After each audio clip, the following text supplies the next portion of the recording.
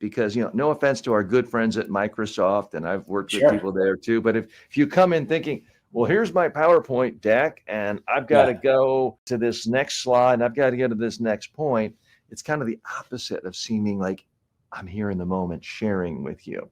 How do you get Yeah. them to make that transition? Oh, that's such a good question because number one, I think what you said is so true, which is one, how do we do it? Because everybody thinks they're pretty good communicators. So that's number one. I do a lot. I bring some of the acting background into it, and I'll do a lot of role play. So I'll become that customer. I'll become that employee. I'll become that other person that they're struggling with, and then I'll be able to sort of say, hey. I'll sort of give a guided learning, and as I'm acting really in the moment, and I'll say, here's that moment that you missed. When you missed that moment, I felt ignored, I felt rejected, I felt small. And they're like, oh, I was so busy thinking about closing the sale, or I was so busy thinking about getting you to change, or getting you to see this. I love this one. They say, getting you to see my point of view, getting you onto my agenda.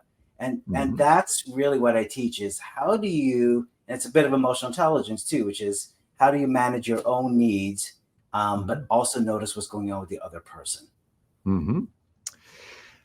Joe, how do you tell if a training is successful? I know when I started out many years ago, people at the Mm, end of the day would say, "Oh, TJ, you're great. This was a great training. Fantastic." They don't say that anymore. Now they say, "Wow, TJ, that guy's great. She's fantastic. If I can be half as good as she is or he is, I'm going to be the star of my industry."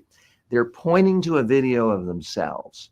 So that's my stand. When that happens, I know a transformation occurred. How do you define yourself as having had a successful training? What metrics do you use? yeah, the metrics is in the moment, because, like I said, well, I'll incorporate a lot of role play, which is words that nobody wants to hear in training. Because when you say role play, it's like saying when the doctor says, "Oh, I don't like the looks of that." But I call it practice instead of calling it Mhm. role play. And in the Mhm. moment, we'll do a lot of redo moments so that it's not just a theory. It becomes a new muscle memory, to be able to practice that. And to me, that's when I see success is when someone is able to incorporate the feedback and make that small change, because it really is a small change. But as you know, TJ, at the end of the day, if someone leaves with one thing that they can change, one thing that they can do differently, then I think that's a success. I don't know what your thoughts are on that. Mhm. Certainly, often it's one thing that makes someone awful. If you can get rid of that, you've helped them immensely. Someone can have a great voice, nice clothes. If their idea of Yeah. giving a presentation is reading to people because I don't want to get anything wrong, and you get them to stop reading, well, that alone is the difference of day and night. Sometimes communication is kind of a binary thing of you were Yeah. awful, now you're interesting and great. Yeah. Okay, so, Joe, coming from the acting world, the costumes do sort of help or hurt the overall impression. What is your Yeah. advice when you're working with executives on how to dress? Because sometimes they overdress, like I wouldn't wear this if I'm going to work with a tech client. Sometimes they Right. underdress. How do you advise people on costuming, which, let's face it, a suit, a tie, a casual shirt, it's all a type of a costume.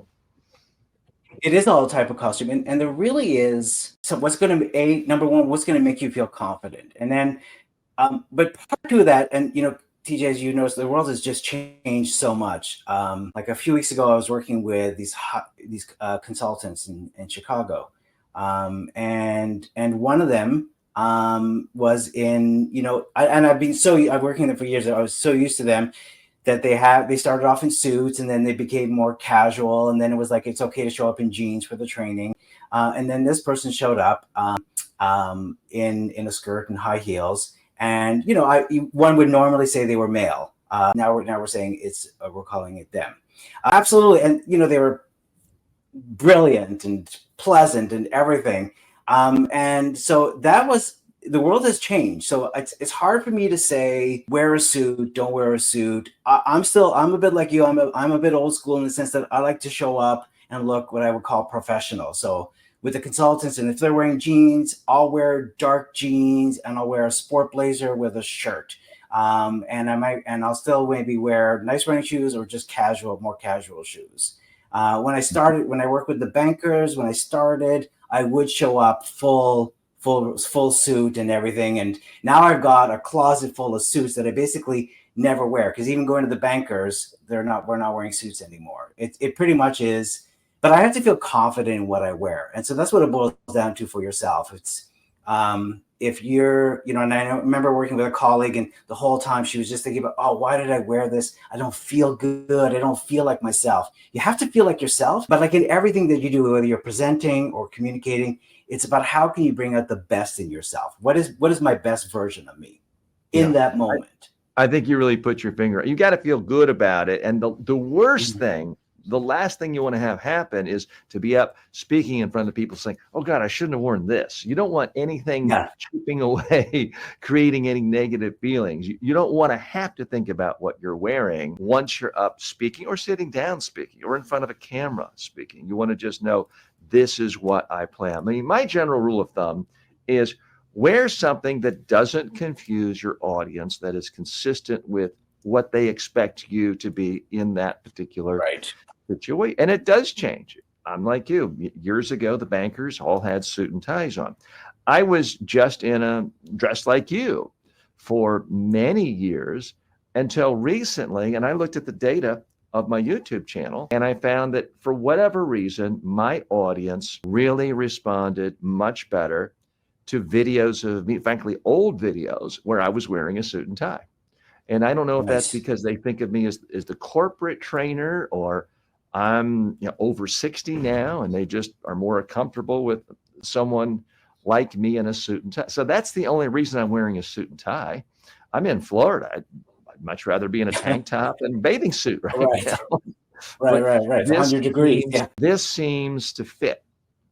So we have a question from our audience. Sid writes, how can we be unique in group discussions? And how do you gain attention when you're in a group discussion? We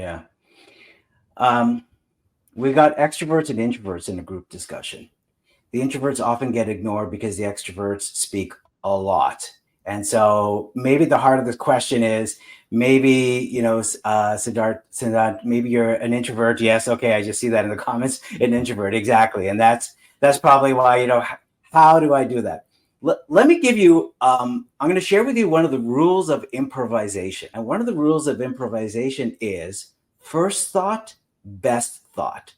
And what happens as an introvert is you're missing the moment to maybe come in with a comment, to come in with an idea, to come in with a thought, because you're, that perfection brain is going, and then you've missed the moment, and then you're maybe beating yourself up about it.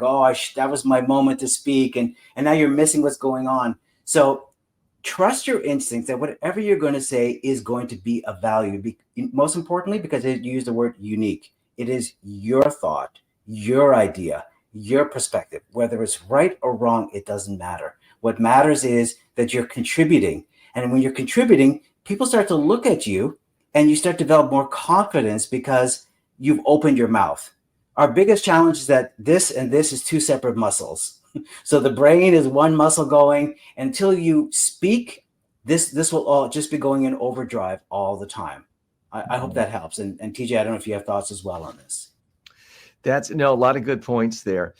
Joel, I know you have people all the time say, I'm okay talking about the company, but now I'm going to a job interview. I'm uncomfortable talking about myself, promoting myself. I'm interested in your tips there, number one. But number two, let's do a case study right now, because you have a podcast, you have a business, you have products. I want to just give you the floor and allow you to pitch to this audience, because we applaud pitching here. We want self-promotion because we're all about it. Tell us about your business. If you have free giveaways, if you want to invite people to your podcast, let's hear it. And then we'll talk about it. And then you'll tell us, I'll come back on screen. You'll tell us what you were trying to do and why you were doing it. So let's just hear Joel pitch right now. Yeah, let's start with the giveaway idea, which is if you are interested in being a guest on my podcast, This Feels Right, which is all about communication skills and how we influence others.